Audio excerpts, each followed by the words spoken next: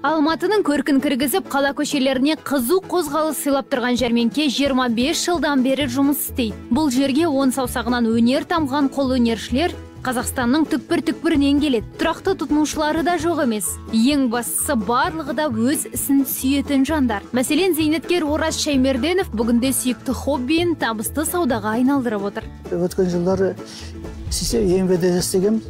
Пенсияға шықтық. Пенсияда істеу керек. Қолөнер, орысша айтқанда хобби. Вот таспен айналысамыз, тас өзінің шығатын жеріне барамыз, тас алып келеміз, кесеміз, әдемі полировать етеміз, украшение жасаймыз. Бір тастың өзін 2 күн, 3 күн сондай жасайсыз.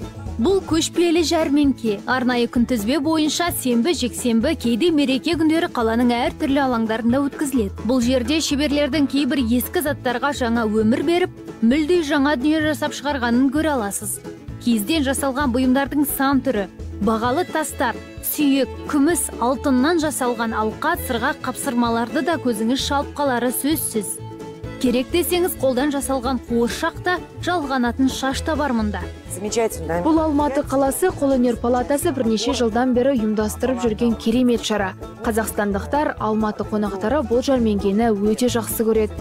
Үнемі осы жерден түрлі заттарды сатып аламыз. Ойламаған жерде келіп қалдым осыған. Сосын өте қызық, әдемі заттарды шеберлер істегеніне өте қуаныштымын. Сіз де 10 саусағынан өнер тамған қолөнер шебері болсаңыз, аталмыш жәрмеңкеге қосылуды ұмытпаңыз.